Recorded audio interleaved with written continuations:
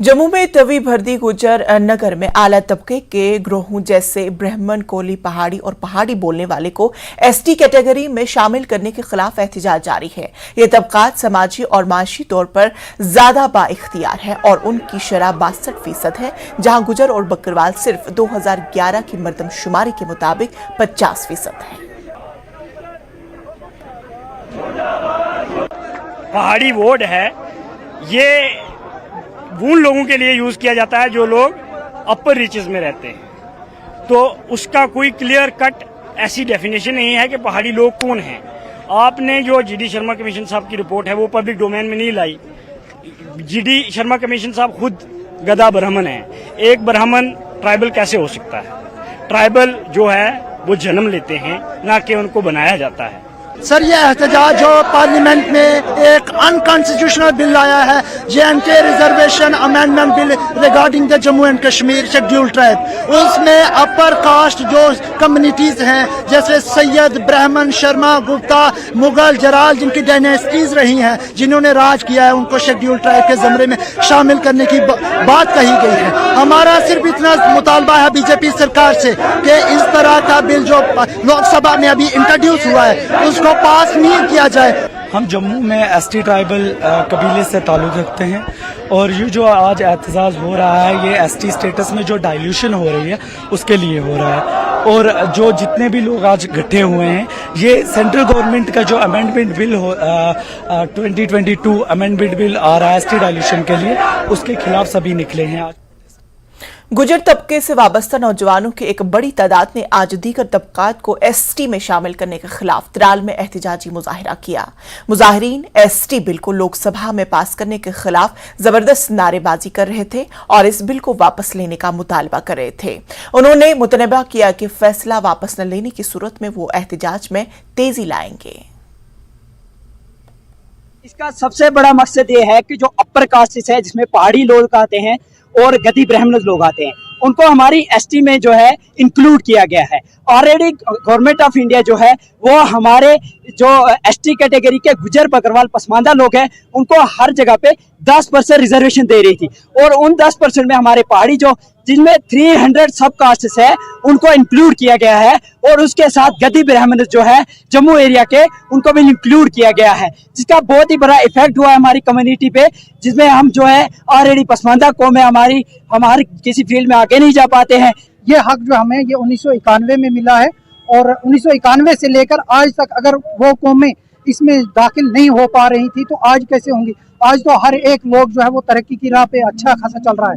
हमें भी चाहिए था कि इस ट्राइबल से जो है हमें अब थोड़ी बहुत इसकी वो जो है अवेयरनेस मिल रही थी यहाँ के लोगों को, खास करके हमारे त्राल के इलाके के लोगों को। अब इसकी वो जो है हमें अवेयरनेस हो रही थी कि एसटी से क्या फ़ायदा है, कौन से बच्चे पढ़ के कहाँ जा सकते हैं। लेकिन फिर भी अफसोस की बात यह है कि वो लोग इसका फ़ायदा उठा रहे हैं जिनके बच्चे इस वक्त DPS में, कॉन्वेंट में या बड़ी बड़ी स्कूलों में पढ़ रहे हैं। एसटी का जो है हमारे साथ ये दूसरी कौमों को एडजस्ट किया जाता है, ये हम बिल्कुल बर्दाश्त नहीं करेंगे। लिहाजा करके इसमें अगर हमारा सर कलम हो जाए तो हम अपना हक छोड़ने के लिए तैयार नहीं है। और किसी भी कोई भी धर्म, कोई भी मजहब ये इजाजत नहीं देता है किसी को कि एक का हक काट कर और दूसरे को दिया जाए। बॉलीवुड फिल्म लफ्जों में प्यार 4 अगस्त को मुल्क भर के मुख्तलिफ सिनेमाघरों में रिलीज हो रही है। फिल्म में बॉलीवुड अदाकार ललित प्रेमो, अनीता राज, जरीना वहाब और मीर सरवर अपनी अदाकारी के जौहर दिखा रही हैं। फिल्म की कास्ट ने श्रीनगर में एक प्रेस कॉन्फ्रेंस की और फिल्म के बारे में ब्रीफिंग दी। इस फिल्म का म्यूजिक काबुल बुखारी ने दिया है।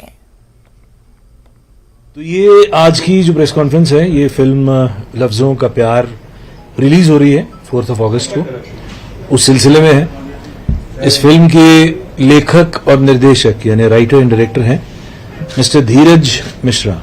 तो कहानी बेसिकली लफ्जों का प्यार, जैसा नाम बताता है, मोहब्बत की कहानी है, प्यार की कहानी है।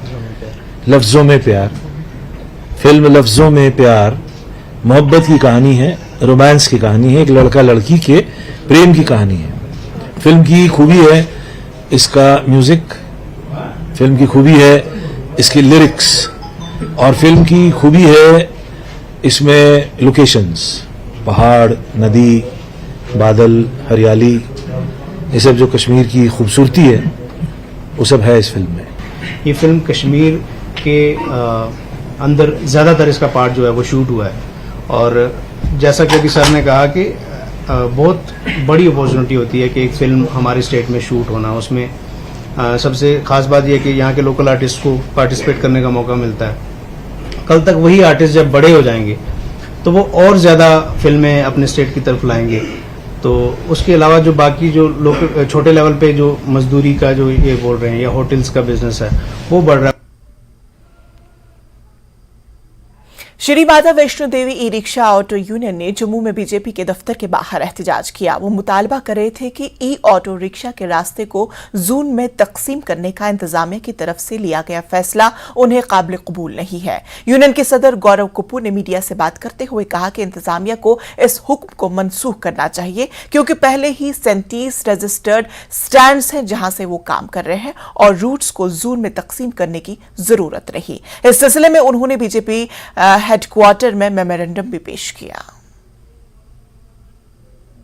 जब से ई रिक्शा लॉन्च हुआ है तब से कोई ना कोई प्रॉब्लम हमारे लिए क्रिएट कर दी जाती है, कभी कोई फरमान कभी कोई फरमान। जैसे कि अभी आप देखें जम्मू एडमिनिस्ट्रेशन की तरफ से ई रिक्शा को जो है वो जोनों में बांट दिया गया है और हमें जो ऑर्डर कर दिया गया कि अपनी प्लेट्स लगा के जोन के अंदर चलो, और हमें जो टाइम दिया था उन्होंने वो टाइम ऑलमोस्ट अब खत्म होने वाला है वो टाइम। इसलिए हमें लगता है कि अब हमें ये परेशान करेंगे, इसलिए आज हम अपना मेमोरेंडम जो है वो जो भाजपा के जो लीडरशिप है उसको देने आए, क्योंकि ये जो सपना है आदरणीय प्रधानमंत्री का है, तो इसी सपने को पूरा करने के लिए हमें बार बार रोका जा रहा है। आज हमने मेमोरेंडम दे दिया, अभी हमने इसका इंतजार करेंगे कि अब हमें क्या जवाब देते हैं। हम चाहते हैं कि हमें ई रिक्शा जो है सड़कों पे जाए वो स्मूथली चले और उसको रोका ना जाए, क्योंकि कहीं ना कहीं इस वक्त ई रिक्शा के माध्यम से ही हम लोग ग्रीन कॉरिडोर का ड्रीम को है वो पूरा कर सकते हैं। ई व्हीकल के तहत हम इस ड्रीम को पूरा कर सकते हैं। बात सच है कि गवर्नमेंट ऑफ इंडिया ने ये जो ग्रीन एनर्जी की बात की है तो उसमें नए ऑटो को लॉन्च किया गया है, और अब इनकी डिमांड है वो ऐसी भी डिमांड नहीं है कि मिल बैठ करके पूरी नहीं हो सकती। उसमें मुझे लगता है कि एडमिनिस्ट्रेशन को इंटरेस्ट लेकर के जो भी इनकी डिमांड्स हैं, इनके रिप्रेजेंटेटिव्स हैं जो उनको सुनना चाहिए, और उसी हिसाब से जो स्टैंड्स इनके ऑलरेडी जो बताया गया कि 37 स्टैंड्स बने हुए हैं, उसी आधार पर इनके साथ डील करना चाहिए।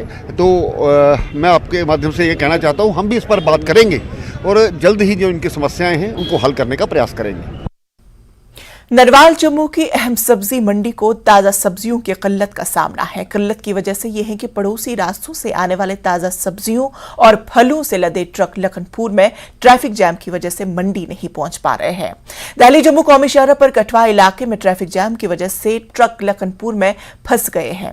हालिया वक्फे से होने वाली बारिशों और तुगयानी के बायस दियालिया चक के मकाम पर एक पुल को नुकसान पहुंचने की वजह से इलाके में ट्रैफिक का निजाम दरहम बरहम हो चुका है।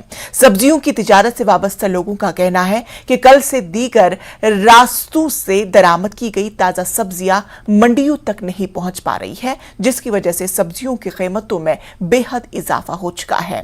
ताजरों का कहना है कि उन्हें भारी नुकसान हो रहा है और मौजूदा मौसम की वजह से सब्जियां तबाह हो जाएगी।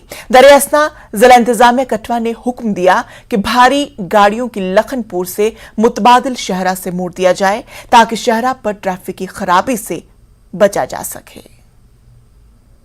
भाई पेरिशेबल आइटमें जो है, सब्जी है, फ्रूट है, इस मंडी का आलू प्याज है, वो गाड़ियां भी रोक दी हुई हैं। पेरिशेबल आइटमें आज बरसात के मौसम में 2 घंटे गाड़ी में माल नहीं रह सकता, तो कल की 1-1, 2-2 बजे की गाड़ी रुकी हुई है, आज तक गाड़ियाँ छोड़ी नहीं गई, अभी तक वहाँ खड़ी हैं। जो चीज़ कल मंडी में 10 रुपये किलो थी वो आज आइटम 30 रुपये किलो है, जो 30 रुपये किलो थी वो आइटम आज 80 रुपये किलो है। जो नुकसान है, जो सज़ा मिल रही है वो आम शहरी को, आम जनता को मिल रही है। जो गाड़ियाँ सब्जी की है वो खराब हो रही हैं। कहाँ पे? लखनपुर में। लखनपुर में गाड़ियाँ रोकने का मतलब क्या है? आप रोको, वो आइटम रोको जो खराब ना हो। जो पेरिशेबल आइटम है वो क्यों रोक रहे हो आप? पेरिशेबल आइटम को निकालो। वो गाड़ियाँ सारी लखनपुर में रोकी हुई हैं और वो सारा सब्जी वहाँ पे सड़ रही हैं, और यहाँ पे हाहाकार मची हुई है सब्जियों की। 200 रुपये किलो टमाटर बिक रहा है, घिया 20 रुपये किलो, 25 रुपये किलो, जो 5-6 रुपये किलो घिया बिकता था, आज सब्जी की हालात ये बने हुए हैं। गवर्नमेंट को चाहिए, अपने एडमिनिस्ट्रेशन को चाहिए जो अपने रास्ता क्लियर कराएं, सब्जी की, फ्रूट की, आलू की, प्याज की ये गाड़ियाँ मंडी में पहुँचे। वो महंगाई कितनी होगी आज मंडी में, 10-15%, 20-20%, 30-30% महंगाई बढ़ गई है। इसका जिम्मेवार तो कौन होगा? जम्मू में आंख के फ्लू, आशोब चश्म के मामलों में खतरनाक हद तक इजाफा देखा जा रहा है। गवर्नमेंट मेडिकल कॉलेज जम्मू और दीगर सरकारी अस्पतालों में काफी रश देखने को मिल रहा है। आशोब चश्म के केस आमतौर पर मानसून में होते हैं। इनकी अलामत आंखों का लाल होना, खारिश और आंखों से पानी आना शामिल है। डॉक्टर अशोक शर्मा HOD शोबे अमराज चश्म ने न्यूज 18 से बात करते हुए कहा कि पिछले कुछ दिनों से पहले के मुकाबले OPD में 80% का इजाफा हुआ है। Doctor Ashok Sharma, head of the department ophtho, government medical college Jammu, हमारे साथ हैं। बात करेंगे आई फ्लू के बारे में, जो आम आज बीमारी है, पूरी तरह से फैली हुई है। इस ज़िम्न में इनसे बात करेंगे। डॉक्टर साहब, आपसे बात करेंगे ऑप्थेल्मोलॉजी के बारे में। जो ये बीमारी है आई फ्लू, ये बेसिकली ये बीमारी है क्या? आई फ्लू एक वायरल इन्फेक्शन है जिसमें आंख लाल हो जाती है, आंख से पानी चलता है, आंख चिपक जाती है, पलकें सूज जाती हैं और ये बहुत तेज़ी से फैलती है। हर साल जब 2-4 साल के बाद जब वायरस का नया जीनोम आता है, नया वायरस आता है, उसमें कोई म्यूटेशन होती है, उसका स्ट्रक्चर बदल जाता है, तो ये एक एपिडेमिक के रूप में मतलब बहुत सारे केसेस एक साथ आना शुरू हो जाते हैं। तो अब भी यही हुआ है, कोई वायरस का नया म्यूटेशन हुई है जिसकी वजह से बहुत सारे केसेस जो आज से हफ्ता पहले हमारे पास 5-10% थे, आज सुबह की OPD में ऑलमोस्ट 70 से 80% लोग वायरल फ्लू लेके आ रहे हैं।